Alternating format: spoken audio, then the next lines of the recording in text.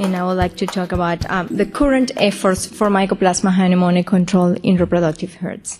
And you will see that this presentation is different in the sense that I won't be telling you more about, what Dr. Dufresne or Dr. Sponheim told you on what it's being done right now for this for controlling of mycoplasma and for realizing if mycoplasma is present at the farm or not. But my presentation is more about bringing information to everyone in this room and having it a homework for all of us at the end, because this is an invitation to work on mycoplasma and to contribute to generate information that is needed to accomplish disease control.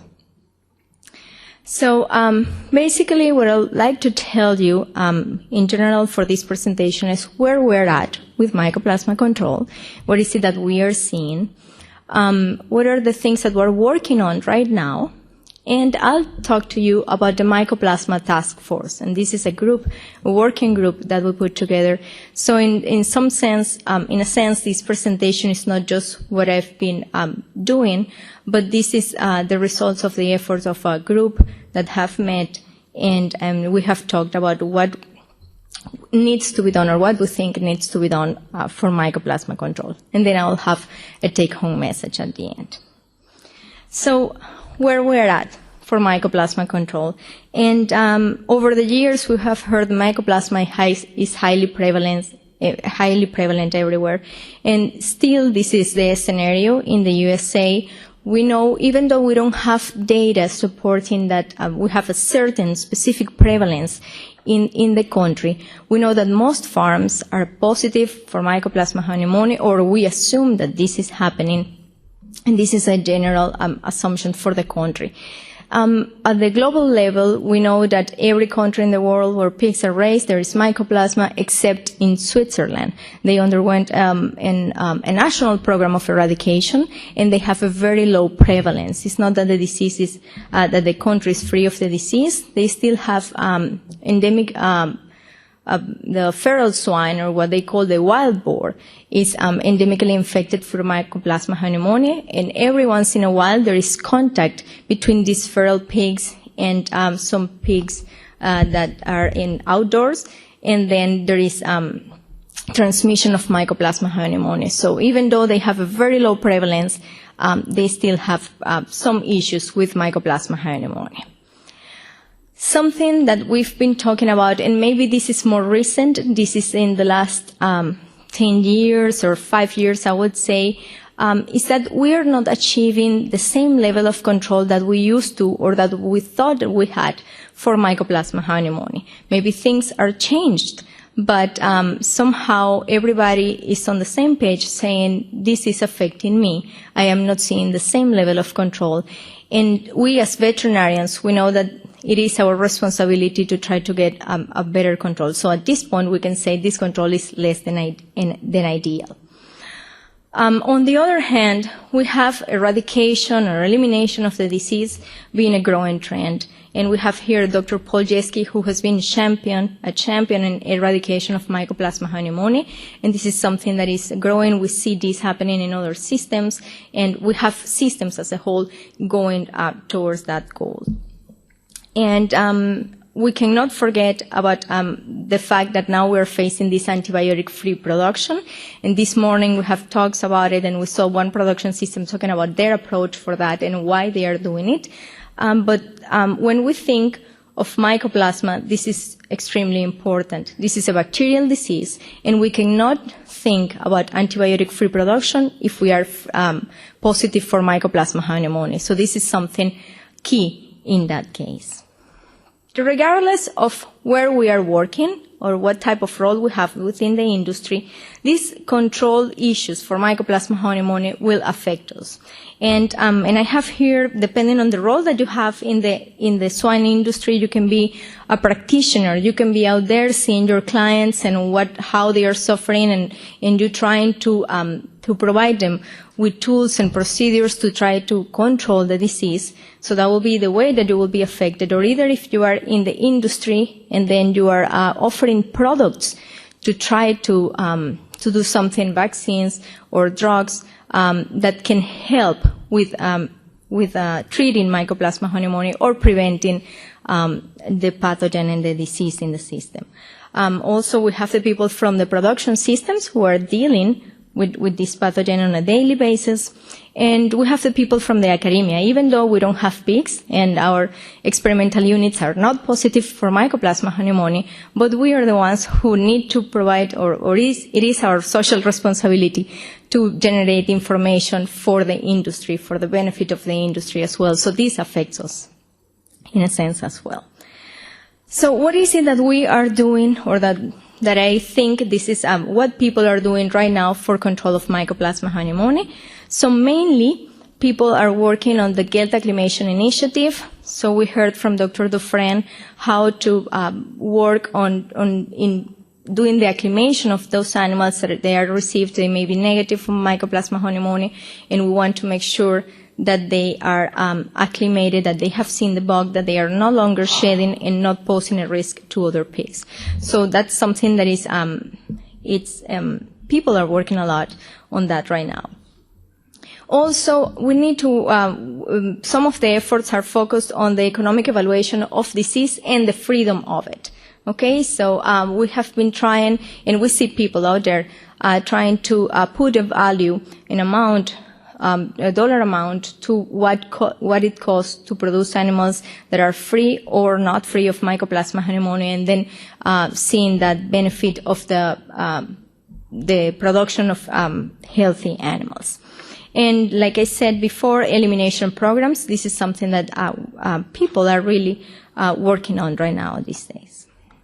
Okay, because of all this, because of the fact that there are many issues that they affect all of us and that we need answers, we put together this group, and as you see here with blocks of different colors, I tried to depict here groups of different people with different roles within the industry working together for one objective. And that's why we put together the Mycoplasma Task Force.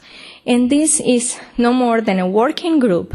And we are a group that is not big enough for all the perspectives that we would love to have, but is big enough to be able to get some consensus and to be able to discuss those ideas and get some results. So we have people from the academia, Dr. Daniel Linares from Iowa State University, Dr. Jim Lowe from University of Illinois and Kansas State University. We have private practitioners like Dr. Paul Jeski and Dr. Joe Connor. Representatives of production systems like Dr. Rebecca Robbins from Seaboard Foods and Dr. Julie Menard from the Menard Group. And from the industry, Dr. Eduardo Fano and Dr. Bob Morrison from the academia as well, but Bob is a person who he has this ability to make people work together, and myself. So we are a group of less than 10 people, but all of us, we've been dedicated to working on Mycoplasma hyopneumoniae in a way or another during the years. And that's why we invited them to be part of this Mycoplasma Task Force. So like I said, this is an initiative for a collaborative group, and we made this only for the U.S. industry at this point. I think it would be better just to in-house to see what is it that we can accomplish before going further. And we tried to put together this group with leaders on the industry and academia who have been working on mycoplasma-related aspects. And the objective of this task force is no more than discuss what is going on, what are the current strategies, procedures, tools that are used in the industry, and ideally what we want to do is to make recommendations based on these discussions and the review of literature and field information that we can get. So we met to try to work on this issue, and we discussed mainly 4 aspects, and these were how can we go about the status of the problem? How can we define what is going on and identify the needs? Then we worked on the case definition and how we can classify those errors based on that case definition. We also talked about the control methods that are out there and what are the needs, what is the information we need to be able to work better with those control methods. And of course, elimination was something else that we discussed. So again, Mycoplasma Hyopneumoniae infections are still an issue. If it wasn't because of that, we wouldn't here today with all this audience, and we wouldn't be discussing all these aspects. Mycoplasma Hyopneumoniae infections, because it's a bacterial infection, is a limiting factor in antibiotic-free production. We cannot imagine antibiotic-free production with a farm that is Mycoplasma positive. But in reality, there is not very good information or common understanding about the approaches for disease control. So we know this is the disease, we need to get rid of it, but there is not like a good consensus of how to go about it. And in other cases, maybe the information is out there and maybe you have some of that information, some data, but it's not, it hasn't been disclosed, so we don't know about it. So because of that, it would be ideal to be able to share this information. And something else that we touched on was the status of the diagnostics, of course. Always trying to get more accurate diagnostics to be able to help us with the investigations at the farm level. So for the case definition, we looked at what is out there and in the literature and what has been done before. And we tried to come up, we're proposing this case definition that is more adapted to Mycoplasma Hyopneumoniae. It's not taken from the viral world, so it's more thinking on the nature of this pathogen. And we also wanted to make it very simple so people can really tell this is where my farm is at. So we defined these farms as being problematic for Mycoplasma Hyopneumoniae, a problematic farm or a not problematic farm, a farm that is in transition, or a negative farm. So for a problematic farm, this will be the default bucket where every farm will be classified if we are not doing anything. And this will be in the case of lack of diagnostics. We're not doing anything. We don't know what's going on at the farm, so we will call it a problematic farm. And also, if there is a clinical disease in the pigs that are coming from that farm, then we will call it a problematic farm. A not problematic farm will be the one in which we know this is a Mycoplasma positive farm, but the pigs are clinically quiet. Serology, maybe in these groups, is going to be low in P3+, and also we won't see a rise in those SP values in the animals after the exposure that is done. Also, we talked about being PCR negative at 15 weeks of age and serology negative, and this is only for Mycoplasma, when they are about 20 weeks of age.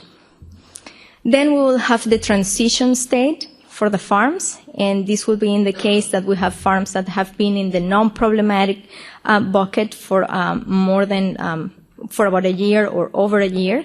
And then we see that these sows are negative, or these gilts are negative by PCR at Fairwin.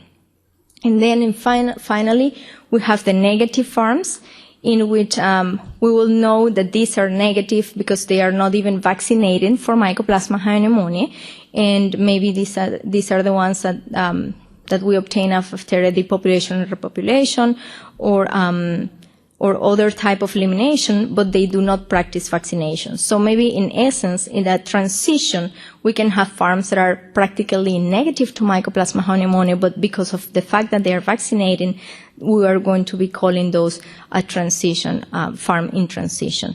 So ideally what we want to achieve with this is to have everybody on the same page, and that we talk the same language. And we know, we have learned from other pathogens that being able to talk the same language makes things easier when we're trying to decide how to achieve control. So what are the main things that we're using in the field for disease control of Mycoplasma Hyopneumoniae? And this is something that hasn't changed in times. We're talking about the same things all the time. It's vaccination, medication, and management. So those are the three pieces that we think of when we think of Mycoplasma Hyopneumoniae control. For vaccination, and this is where I start, telling you this is what we discussed, and I am charging you. I want you to think of how you can contribute and how you, in the role that you're playing as a practitioner, as somebody who is in the industry, as a student, as a faculty member, what is it that you can do to help with this? So for vaccination, we will need to think of new technologies for vaccines. We know the vaccines we have are good for what they've been designed, and we can get less clinical signs, less lesions, better production parameters, but it will be ideal to have vaccines that can help us generate a better immune response in the animals. So we hope that the industry, the pharmaceutical companies are working on this, and they have some projects going on development of new vaccines. Something that we think is appropriate to do is to revisit some of the vaccination strategies. So sometimes we're doing vaccination for gales, sow, and the piglet based on tradition and on other factors that may not be the best ones or the most appropriate ones for Mycoplasma hyopneumoniae. So regarding gale vaccination, we are vaccinating gales where they are received. Sometimes we do multiple vaccinations. Do we really know what we are doing this? Why we are doing it? It will be important for some of us or somebody to take the lead and start investigating why is it that we need to do and in which way and what will be the best protocol. For sow vaccination, we have long talked about the maternal interference concept and how we know that humoral immune response when we evaluate humoral immune response in pigs that have been born to vaccinated sows and they are vaccinated, we see that interference. But work from Megan Bandrick at the University of Minnesota a few years ago, she demonstrated that the cell-mediated immunity is not affected by this interference. And we know in Mycoplasma hyopneumoniae, humoral immunity is not associated or correlated with protection, and cell-mediated immunity is thought to have a more important role in that case. So it will be interesting to look into this. And also, characterizing the immune response post-vaccination in sows. I know sow vaccination is not highly practiced, but we are aware of the fact that vaccination of in animals helps decrease the bacterial load, so maybe this will help with the reduce in shedding. So this will be something to maybe think about. But it will be important to know if we vaccinate sows, when we vaccinate them, for how long we see that immune response in those animals, and is that an immune response that is desirable to go into the baby pig.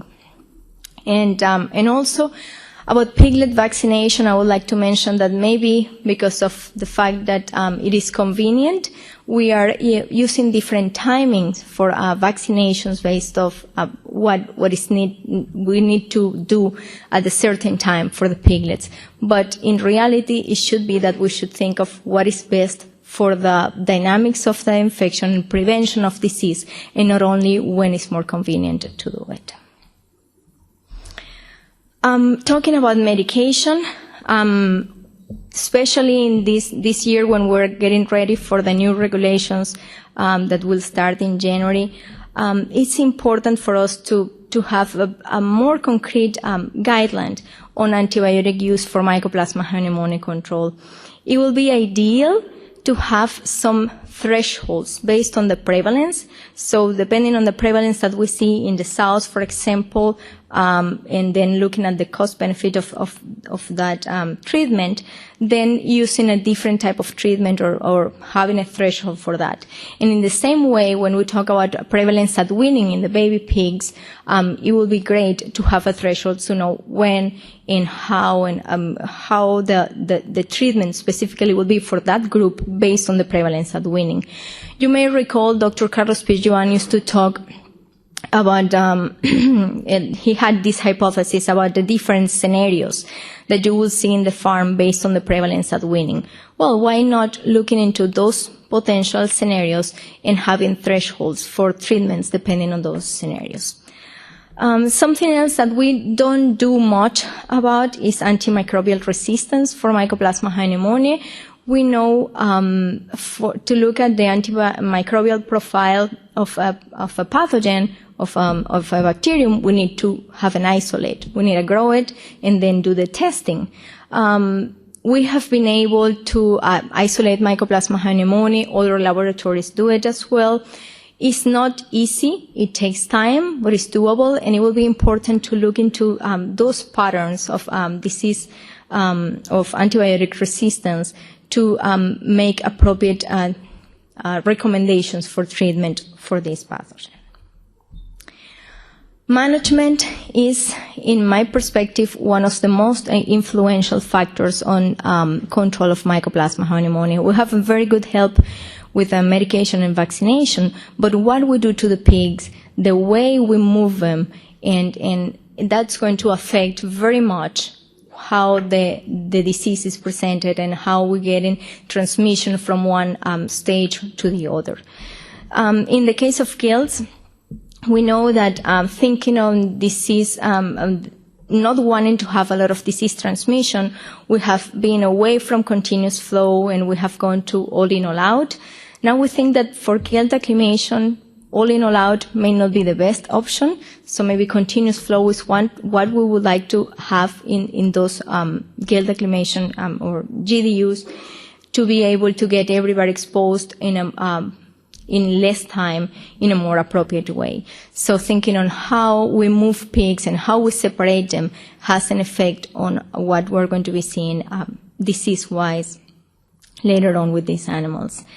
Also, there is now a trend for producing pigs in batch production.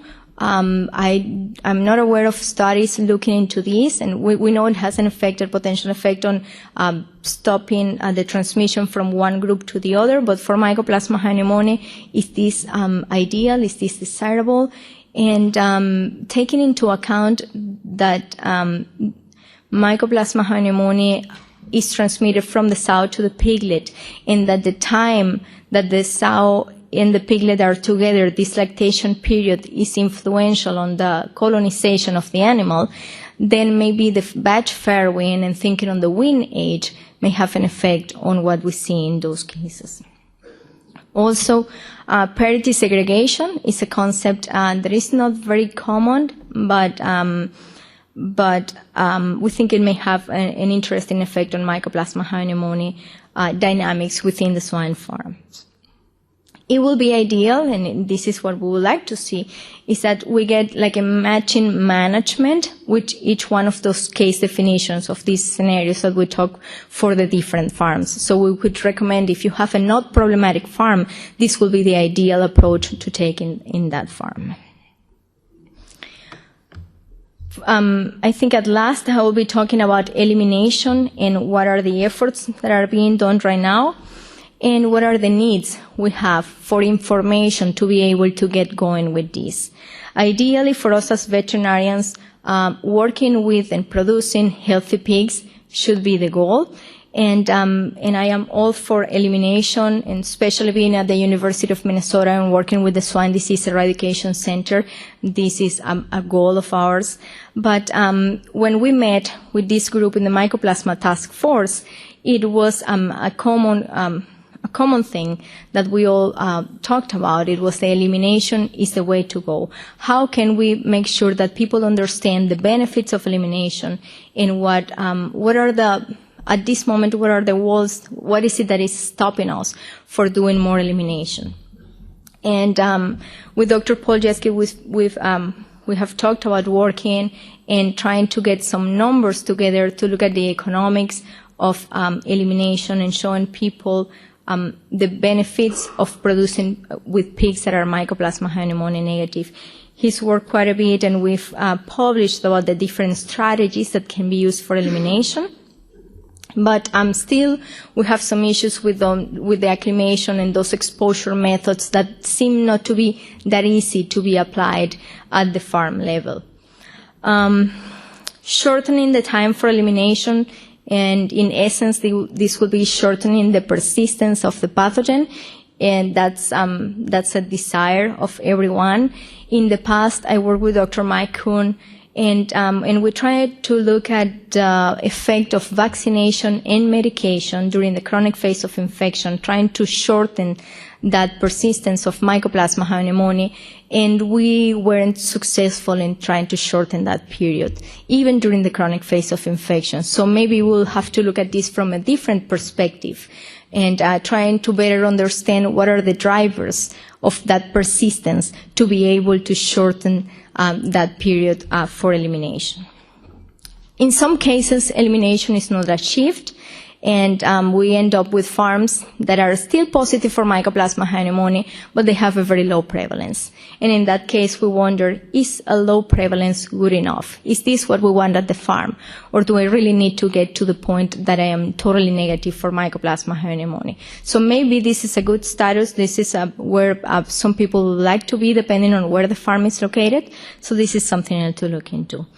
And of course, when we talk about elimination, we have to think of risks of getting reinfected. So quantifying the risk of lateral transmission is something that we need to work on as well. And we've been playing with molecular characterization and trying to see where we can track those variants of Mycoplasma Hyopneumoniae and tell whether we're talking about a new infection or a reinfection. But we need to do more on this aspect to be able to have better information. Of course, elimination from the animal welfare point of view is something that is somewhere we should be going to. And like I said before, showing to people the advantages of negative production is something that we need to do to be able to demonstrate the value of disease elimination. Of course, elimination will help us decrease in the antibiotic usage, but we need to talk about this return of investment and how things are done and how much it costs and all that. Of course, when we are in the field, we are not only talking about Mycoplasma Hyopneumoniae. It's not an isolated world, and we need to think of other pathogens that are usually co-infecting, and we have PRRS virus and influenza, and these can be confounding factors. And they mess up the analysis sometimes. We will have to work on that. So for the next steps of what I would like to get as a final message here is that we need to get information out there. Different people are doing different things. The groups are getting organized, and it will be ideal to have everybody working together, and getting, talking with producers and practitioners to generate information.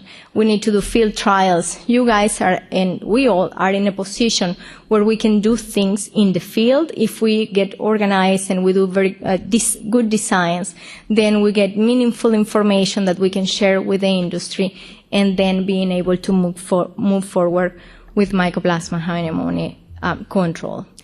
So my take-home message and my homework to you is this one. I am really excited in the times we are at right now with Mycoplasma Hyopneumoniae. I think we're in a momentum.